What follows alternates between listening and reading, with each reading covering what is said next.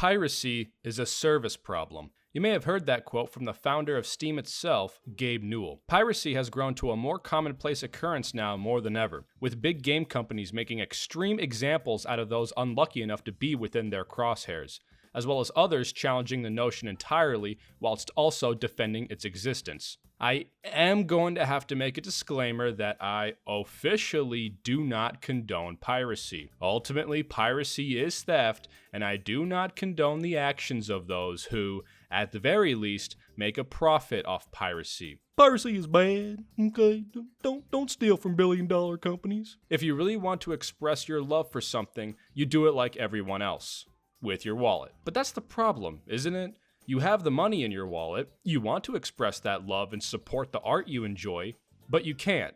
Piracy is a service problem. You want to be served the goods, but the goods aren't provided in a satisfactory fashion, or not served at all. So what do? Most companies would love for you to be completely obedient and just be happy with whatever you're served, whether you like it or not. But that's not how it works. No matter what, you, the consumer, have the power. You have the final say. You're allowed to say, that's not good enough. So when the product is not good enough or not available at all, what do most players do? Well, what do you think? They turn to literally the only alternative there is, the one and only thing that will provide them what they want. You know it, I know it, everyone's most likely done it. The turn to a criminal life that's known all around the world as piracy. No, I'm not doing that again. But my point stands: when a player is presented with a dissatisfying product, they turn to piracy, because more often than not, piracy will provide what they want, and it will do it for free. But that's the problem. Companies want that money, but foolishly think trying to silence piracy efforts will fix the problem when it really won't. Piracy comes down to two core issues: availability of a product and cost of a product. Should a company fail to meet both of these, let alone only one, then they open the doors to piracy. As hard as it would be to believe, but gamers actually do want to spend their money on games. There's no better way to show your support for a game than to buy it. Having a full pirated backlog of games doesn't mean shit and doesn't make you any more of a gamer because it says nothing about you other than you're a thief. But when you actually buy and support the shit you enjoy into a personalized collection that will truly define who you are, that's being a gamer. And it's only when a game is easily accessible at a sensible price is when piracy is finally defeated, because then there would be no need to steal it. I couldn't really find any official quotes, but it's to my understanding that what most big game companies would recommend, should a game you want to play not be available in any official capacity, is to check out used game stores and the local stock from there. But that's not a perfect solution, as when gamers are trusted with determining the value of a game, they are sure to fuck it up. It seems reasonable. There's nothing illegal about buying someone else's used wares. It's available, but that only works when it's affordable, which is where gamers fuck it up. The only way to completely obliterate this problem of piracy is simply to release the games at a sensible price. What is considered a sensible price? Well, we'll discuss that along the way. The primary bulk of this video is going to be a fun exercise through price charting, to look at how the price of games change over time and what could possibly be the correlation, even though you already know. But there may be a few surprises along the way. Okie dokie, let's go. Xenoblade Chronicles for the Wii. Initially released as a limited run in North America, this game stayed at the usual price of a Wii game at the time of $50. But then in the early 2010s, the price literally shot up, doubled, became far more expensive just because not many copies were even released. But then the price gradually dipped. I would imagine it was from simply not much interest in the game at the time. I'm sorry, Xenoblade fans. But then around 2015, the price really began to decline. Well, what happened in 2015? Well, the 3DS, for whatever reason, got a port of Xenoblade Chronicles. It's actually how I played the game for the first time, as, well, it was the only way to get the game for under $100. Because of this, owners of the Wii version had to then compete with the price of the 3DS version, even if the 3DS version is debatably inferior. Doesn't matter, the game was made available again and the price reflects that. It continued to decline and get further cheaper all throughout the 2010s and even the 2020s.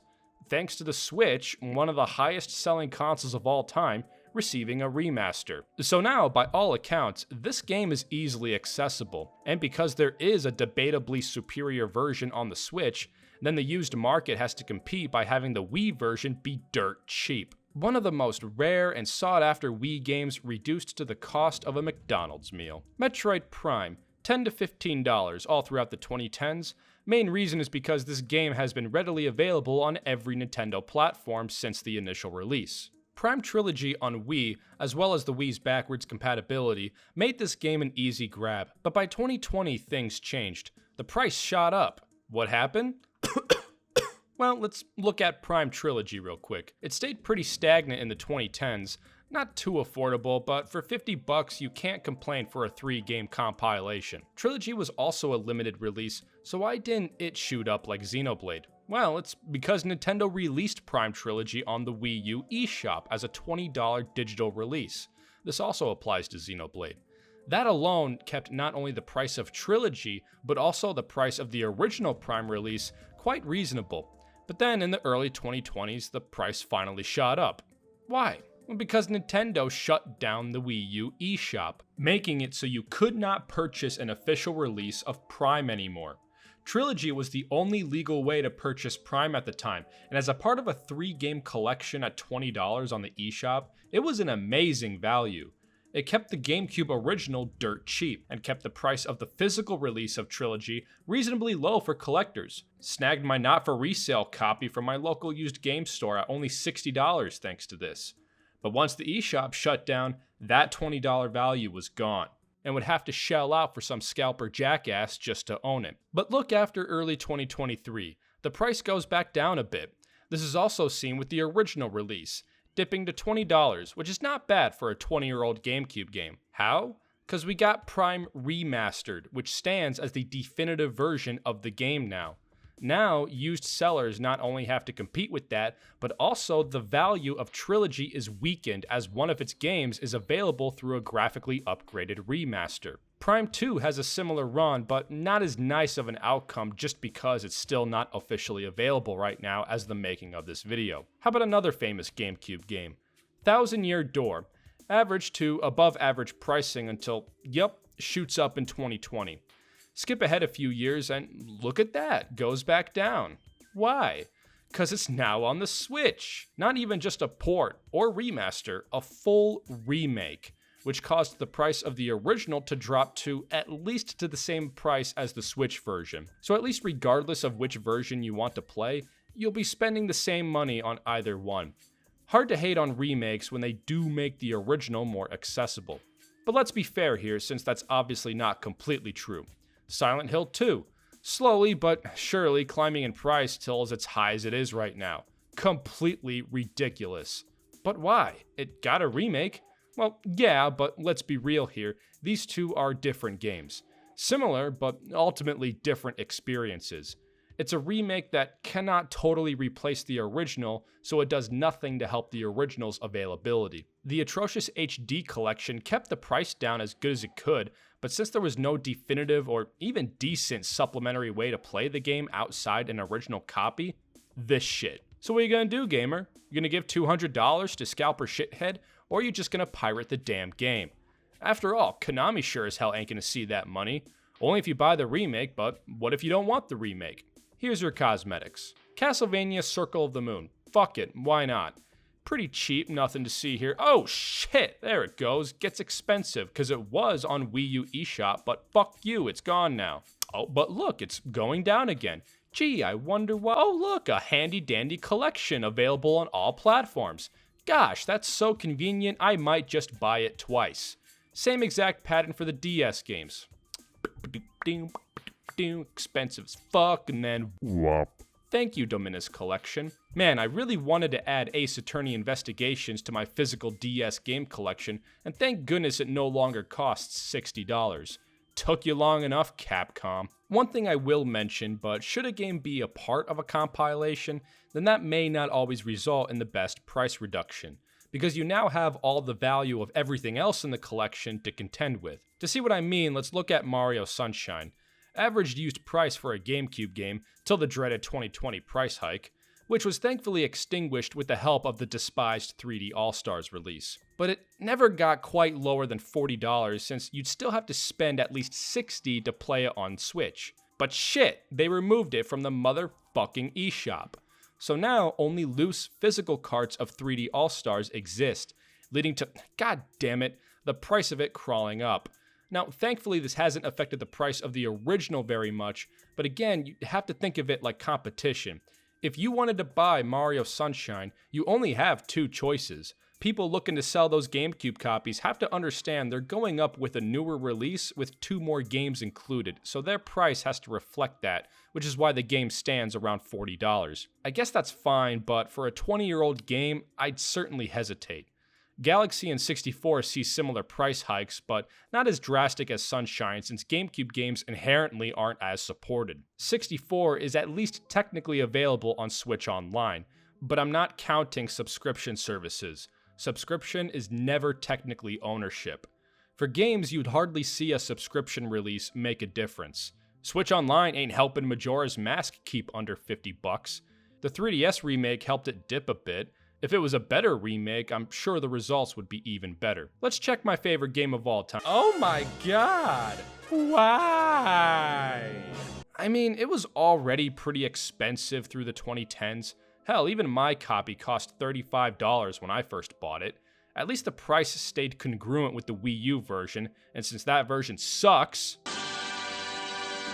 the choice is still pretty easy. But now the Wii U is dead along with its eShop, so now this game is free to cost an arm and a leg. The only version affordable is the Wii version. Why? That's why. Why isn't it keeping the price of the other versions down? That's why. Don't worry, Wind Waker fans, you're with us too. At least Nintendo gave the game away for free for those who pre-ordered Mario Kart 8, so statistically you most likely already own it. One thing I want to mention is that, unfortunately, when it comes to acquiring an original release, you can't beat time. Original physical versions are getting older and older and may not become the most sensible.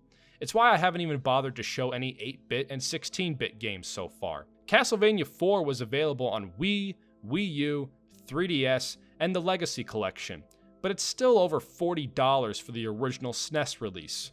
Why? Because it's a 34-year-old game.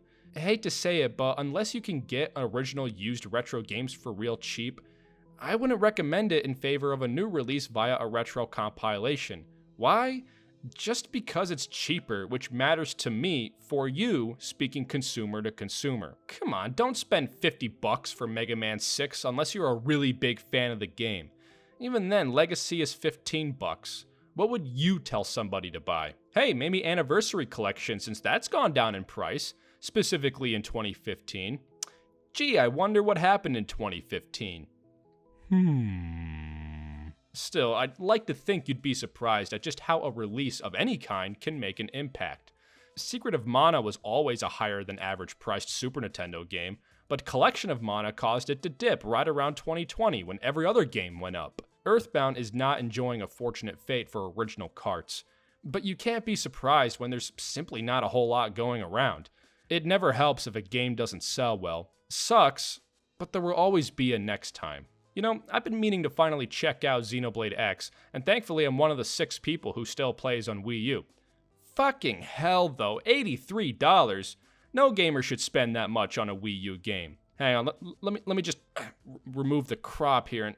it's coming down. $25? My days, what could have done this?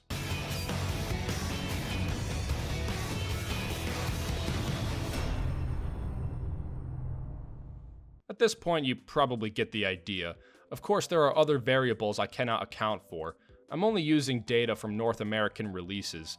The used retro game scene is inherently a lot more flattering overseas than it is in the US.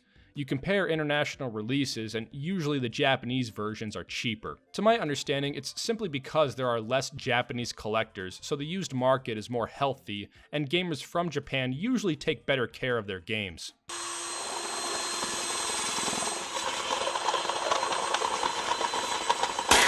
Semantics aside, games remain cheap. Edo has never gotten an official release outside Japan, and was never re-released again. game barely even has its own Wikipedia page. So for a super obscure Japanese exclusive PS1 game, $50 ain't bad. I also can't really account for reprints. You know, Player's Choice, Greatest Hits, Nintendo Selects. But that's not really the point. If you want my hot take, I usually hate variants. Don't get me wrong, I have a hardy N64 Funtastic controller collection like any healthy gamer, but variants should never cause a game to be less affordable. I just cannot support that. I will support reprints because the whole point is to reward late adopters with a cheap, brand new sealed release. I'm not supportive of price gouging physical releases and arbitrary collector's editions. I support real preservation. I support the games I actually want to play, if the game is simply available for me to buy in a decent enough format. It's funny because this pattern isn't totally exclusive to games. I managed to finally acquire a HoriPad Mini after swearing one off for the past 10 years, simply because it was too expensive and I didn't feel it was worth it. But I noticed that somehow the price of them have actually gone down. I was really confused by this until I figured it's probably because of all these third-party alternatives that we've been seeing recently. After all, the initial appeal for the HoriPad Mini is being an N64 controller with a GameCube-style stick. It no longer holds that kind of exclusivity, so its value is diminished, which allowed it to be affordable enough for me to finally buy one. So that's really cool, even if the HoriPad kinda sucks. But at least I didn't spend $100 on it. It all boils down to healthy competition, which many games are in desperate need of. The whole point of this exercise isn't just to wish retro game cartridges were cheaper. As we've seen, games will eventually get too expensive to acquire an original cart or disc. In the case of creating backups, it's also subject to a legal gray area. Nintendo, of course, shuts it down because it's the next best thing they're good at besides making games. Creating backups is legal, but only for your own personal use, and any copy cannot be used should the original be given away or otherwise destroyed. Which seems weird because the whole point of a copy is in case the original got destroyed.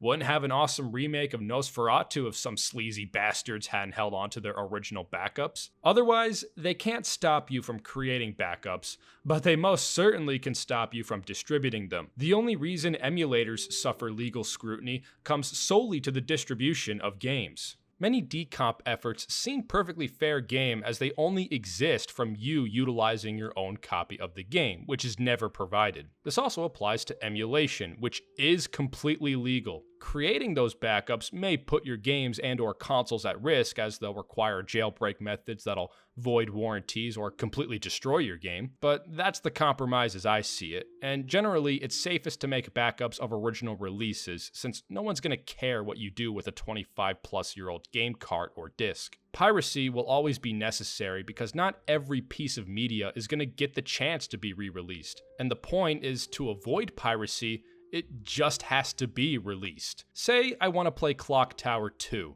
Maybe I played the first one because it recently got released conveniently on new platforms. The original was never released outside Japan until this release, which is why I've never been able to buy it before. The second game did get released, confusingly as just Clock Tower for PS1, but fuck me, it's like $150. What do? Just wait in case there are plans to re-release the second game? Or pirate it and play it on DuckStation, cause ain't a snowball chance in hell am I spending that money for a game. If I was an up-and-coming Clock Tower fan, I'd definitely rather just buy a new release if one existed. I'd rather not pirate if it can be avoided. The truth gamers and devs need to realize is that most people don't want to pirate shit. Pirating genuinely sucks cause it's tedious as fuck. If I want to play a game, you bet your ass a pirated way is usually my last resort. Y'all know me, I love convenience. And let me tell you, there's something so cathartic about the convenience of just buying a game and playing it. Then having that collection of games acquired fair and square. It's not preservation, but it's also not piracy. But piracy is preservation. And piracy is a service problem. The legality of piracy will continue to be challenged, and I can only pray things won't get worse than they already are. Does already owning an original copy entitle you to pirate a new one? No. But buying and supporting a new release certainly makes messing with old releases, pirated or otherwise, feel more justified. After all, it'll always be better to show your support for stuff that's out now compared to what's out of print or discontinued. Bottom line, support games. Support the games you feel genuinely deserve it. Don't pirate games just because you want games for free. If that's why you do it, fuck you. And if you pirate indie games, I'm gonna punch you in the armpit. But if you pirate a game you've supported multiple times, I won't care, and I bet the devs won't care either. All devs want is your money, and as long as they release their games in a satisfactory and affordable way, they'll see that money. It's why I've always loved the virtual console. In retrospect, we had it pretty good. $5 for NES games, $8 for Super Nintendo games, $10 for N64, and $20 for Wii. I bet if there was a GameCube virtual console, games would be $15. Do those prices sound reasonable to you? I hope so now, because the dissatisfaction of them is what eventually led to the virtual console getting axed in favor of this shit. I think that just about covers it for me today. Many thanks to those who watched the video. If you're a developer or just a regular game consumer, what do you think? Obviously, piracy will never die as far as I'm concerned, but that was never the real point. Copyrighted material is not just a can of worms, it's the whole mud pile. But I want big companies and devs to see that it takes releasing good products that'll keep people from wanting to pirate it. Or at least, if they do, they'll still buy the new product if it's good enough. Just don't be surprised if it's somebody's only choice. Capcom, would you give a shit if I pirated God Hand? Fuck those original prices. Right now, the only legal way to acquire it is on the mostly abandoned online store of a discontinued console. You can't even add funds directly. You have to add them on either PS5 or PC, then link your PSN account to PS3 to finally buy the damn game with outdated PS2 emulation. Excuse me while I get my cosmetics. Till next time, there's only one video left for my poll, which hopefully won't be too far away. So all that's left for me to say is thank you for watching.